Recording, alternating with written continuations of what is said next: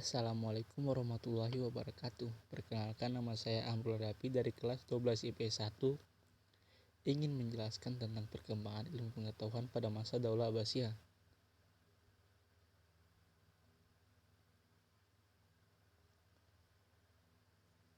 Sejarah berdirinya Daulah Abbasiyah. Kekhalifahan Abbasiyah atau Bani Abbasiyah adalah kekhalifahan kedua Islam yang berkuasa di Baghdad, sekarang ibu kota Irak, dan kemudian berpindah ke Kairo sejak tahun 1261. Kekhalifahan ini berkembang pesat dan menjadikan dunia Islam sebagai pusat pengetahuan dunia. Kekhalifahan ini berkuasa setelah merebutnya dari Bani Umayyah dan menundukkan semua wilayahnya kecuali Andalusia.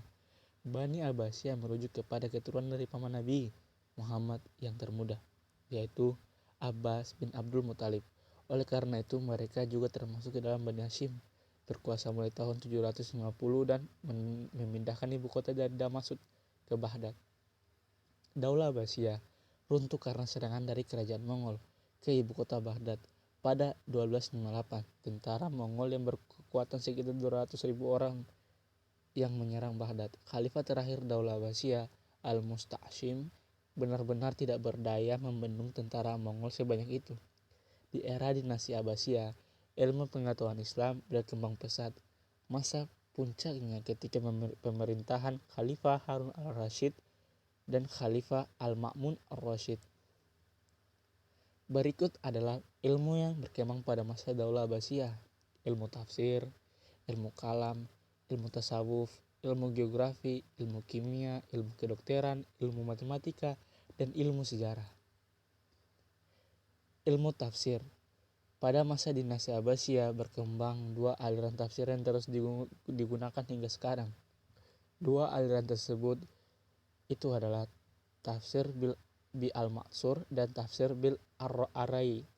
Aliran pertama lebih menekankan kepada penafsiran ayat-ayat Al-Quran dengan hadis dan pendapat para sahabat. Sementara itu, aliran yang kedua lebih banyak berpijak pada logika daripada syariat. Ahli tafsir Al-Quran yang terkenal di masa itu adalah Ibnu Jarir At-Tabari dengan karangannya yang bertajuk Jami Al-Bayan fi At-Tafsir Al-Quran. Ada pula dikenal Al-Baidawi dengan Mu'allim Al-Tanzil, Al-Zamakhsyari dengan karangannya yang berjudul Al-Kashaf, Al-Razi dengan tafsir Al-Kabir, dan lain sebagainya. Ilmu kalam atau teologi Islam.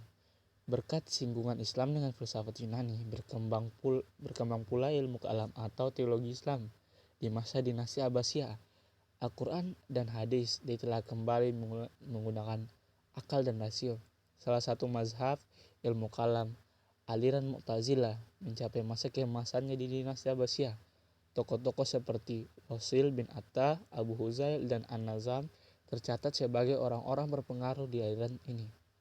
Di masa kepemimpinan Khalifah Al-Ma'mun, aliran Mu'tazilah bahkan dijadikan mazhab resmi dinasti ini. Terdapat pula ulama Abu Hasan Al-Asy'ari yang berusaha menjembatani pemikiran Al-Mu'tazilah dan hadis-hadis Nabi.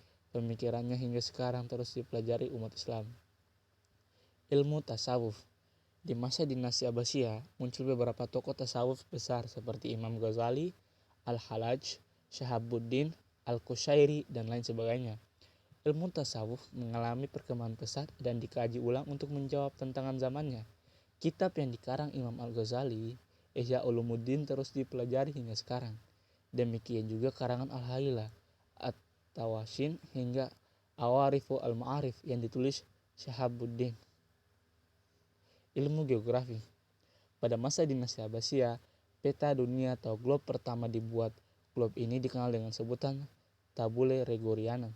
Penyusunan globe ini dipelopori oleh Al-Idrisi atau Abu Abdullah Muhammad bin Abdullah Al-Idris. Peta berbahasa Arab tersebut menampilkan daratan Eurasia, benua Afrika, dan Asia Tenggara.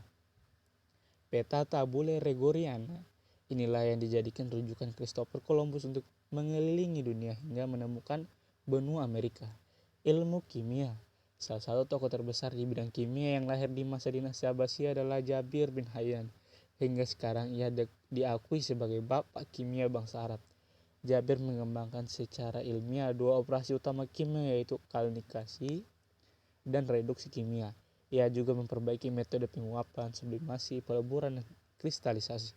Beberapa buku hasil karangannya masih menjadi rujukan hingga sekarang, mencakup kitab At-Tajmi tentang konsentrasi, Azibak Asyarki, Air Raksa Timur, kitab Ar-Rahmah, dan lain sebagainya. Ilmu kedokteran. Di masa dinasti Abbasiyah, penyakit cacar dan measles pertama kali dibedakan. Prinsip seton dalam operasi juga ditemukan. Tokoh pelopornya yang terkenal adalah Ar-Razi atau Abu Bakar Muhammad bin Zakaria Ar-Razi. Pada saat itu, Ar-Razi adalah dokter anak masyhur dengan karya kedokteran Al-Hawi, buku ensiklopedia kedokteran. Selain itu ada juga Ibnu Sina atau Abu Ali Hussein bin Hasan Ali bin Sina yang mengkodifikasi pemikiran kedokteran Yunani dan Arab di bukunya Al-Kanun fi Atib. Karyanya juga berupa ensiklopedia kedokteran serta menjadi referensi penting kedokteran di masa itu. Bahkan sempat menjadi rujukan primer kedokteran di Eropa selama 5 abad. Ilmu matematika. Ilmu matematika mencapai kemajuan pesat di masa dinasti Abbasiyah. Tokoh terkenalnya adalah Muhammad bin Musa al-Khwarizmi yang menemukan angka 0. Di masa itu dikenal juga bilangan positif dan negatif, pengetahuan tentang akar, aljabar, dan aritmatika. Buku fenomenal yang dihasilkan oleh al-Khwarizmi adalah Hisab Aljabar. Ia juga menjelaskan mengenai logaritma dan dikenal sebagai penemu pertama kalkulasi tersebut. Di masa dinasti Abbasiyah, ilmu matematika klasik di Yunani dan India dipelajari untuk menghasilkan integrasi matematika modern. Buku-buku Yunani diterjemahkan ke bahasa Arab untuk dipelajari dan dikembangkan. Ilmu sejarah. Di bidang sejarah, muncul sejarawan Ibnu Khaldun. Awalnya ia belajar di Al-Azhar, Mesir. Usai menuntut ilmu di sana, Ibnu Khaldun mendirikan lembaga pendidikannya sendiri untuk mengkaji dan mempelajari sejarah. Murid-murid yang belajar langsung pada Ibnu Khaldun adalah Al-Aqrizi, Ibnu Hajar Al-Asqalani, Jalaluddin Asyuyuti, dan lain sebagainya. Itulah video dari saya tentang perkembangan pengetahuan pada masa dinasti Abbasiyah. Terima kasih. Assalamualaikum warahmatullahi wabarakatuh.